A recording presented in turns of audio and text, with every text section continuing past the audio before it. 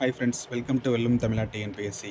நம்ம சேனலில் டிஎன்பிஎஸ்சி எக்ஸாம்ஸ்க்காக வந்து டார்கெட் 170+ வீடியோஸ் வந்து நம்ம வந்து அப்டேட் பண்ணிட்டு வரோம். இது வந்து பார்ட் 4 வீடியோ. ஸோ இதில் வந்து பார்த்திங்கன்னா ஒரு 3 பாயிண்ட்ஸ் வந்து நம்ம வந்து பார்க்க போகிறோம். இது வரைக்கும் நம்ம சேனலை சப்ஸ்கிரைப் பண்ணலன்னா மறக்காமல் சப்ஸ்கிரைப் பண்ணிக்கோங்க, ஓகேவா?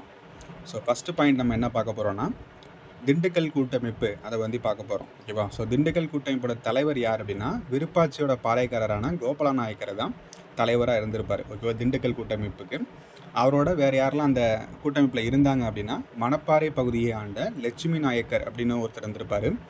தேவாதானப்பட்டியின் பூஜை நாயக்கர் அப்படிங்கிறவரும் இருந்திருப்பார், ஓகேவா? ஸோ இவர் வந்து பார்த்தோம்னா திப்பு சுல்தான் வந்து ஈர்க்கப்பட்டிருப்பார்.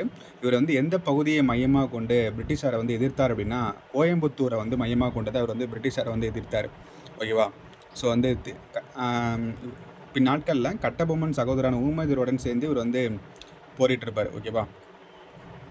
அது இருந்தாலும் பிரிட்டிஷ் படைகளால் 1801 வந்து வெற்றி கொள்ளப்பட்டிருப்பார். ஸோ அடுத்த பாயிண்ட் என்னென்னா, ஒண்டி வீரன் அவரை பற்றி பார்க்க போகிறோம். ஸோ ஒண்டி வீரன்கிறவர் வந்து யார் அப்படின்னா, பூலித்தேவரின் படைப்பிரிவுகளில் தலைமையேற்றிருந்தவர் தான் யாருன்னா ஒண்டி வீரன் அப்படின்னு சொல்லுவாங்க, ஓகேவா?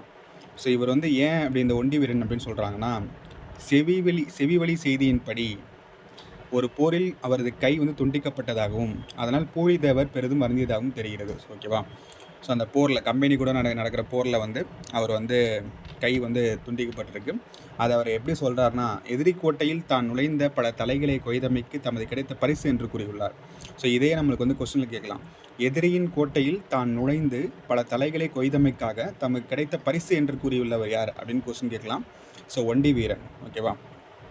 ஸோ அடுத்து தேர்ட் பாயிண்ட்டு, திருமண வயது சட்டம் இயற்றப்பட்ட ஆண்டு வந்து 1860, ஓகேவா? திருமண வயது சட்டம் இயற்றப்பட்ட ஆண்டு வந்து 1860. ஸோ அது வந்து யார் காரணமாக இருந்தாங்க அப்படின்னா, ஈஸ்வர் சந்திர வித்யாசாகர் தான் வந்து அதுக்கு வந்து காரணமாக இருந்தார். 1891 12 வந்து உயர்த்தப்பட்டிருக்கும். 1925 13 வந்து உயர்த்தப்பட்டிருக்கும். இந்த வீடியோ பிடிச்சிருந்தா லைக் பண்ணுங்கள், மறக்காமல் சப்ஸ்கிரைப் பண்ணிக்கோங்க, ஃப்ரெண்ட்ஸ் எல்லாருக்குமே ஷேர் பண்ணுங்கள். தேங்க்யூ.